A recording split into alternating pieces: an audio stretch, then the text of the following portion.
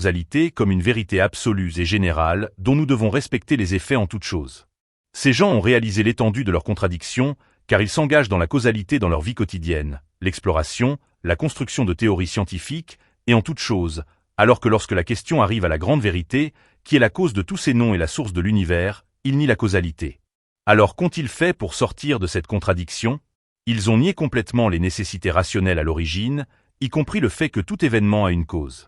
Et ils ont dit que les choses que nous pensons être des causes n'ont eu lieu que par contiguïté avec ce que nous considérons comme des résultats. Alors que, le maximum qui se soit produit est qu'il s'agisse de deux événements successifs et qu'il n'y a aucune relation entre eux. En conséquence, ils ont estimé qu'ils avaient échappé au dilemme de la cause de l'existence de l'univers.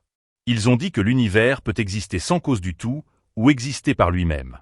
Parmi ceux qui ont dit cela, il y a le philosophe britannique Bertrand Russell, et le physicien Stephen Hawking, et Lawrence Krauss, qui a déclaré qu'on ne peut absolument pas compter sur quelque chose appelé principe rationnel nécessaire.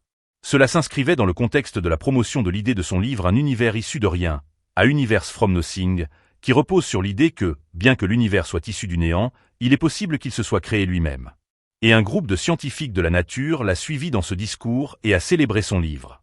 Ils ont échappé à la contradiction, mais sont tombés dans la folie. Et en vérité, ô frères, bien que ces paroles soient une sorte de folie, vous trouvez ceux qui s'en vantent et se glorifient des noms des scientifiques qui les théorisent. C'est une taxe de l'athéisme et une conséquence naturelle. Bien que ces gens partent de la sanctification de la science expérimentale et disent « Nous ne croyons pas au surnaturel parce qu'il ne peut pas être expérimenté », leur discours finit par démolir la science expérimentale de ses fondements. Toute l'exploration repose sur l'observation des relations causales et la dérivation de conclusions scientifiques absolues. Mais selon le principe de ces gens, même si 1 million d'expériences sont menées pour la réaction de l'acide avec la base produisant du sel et de l'eau, ils s'interdisent d'en tirer une généralisation ou une vérité scientifique absolue. Au contraire, selon leur principe, rien n'empêche que lors de la millionième et première fois, quelque chose d'autre que du sel et de l'eau soit produit, car s'ils tiraient une règle scientifique et que cette règle devenait une vérité absolue, ils auraient construit cette règle sur des nécessités rationnelles, considérant que l'univers a des lois fixes et que l'interaction de ces deux substances est la cause de la formation du sel et de l'eau. Qui a établi cette loi? Et qui a fait de cette causalité une vérité solide et fixe? L'aléatoire et le hasard n'établissent pas de loi et ne créent pas de vérités absolues. Par conséquent, ils ont nié les axiomes rationnels. Et sur cette base, la science expérimentale devient futile, et même l'application de ces résultats devient futile. Le virus du sida n'est pas la cause du sida.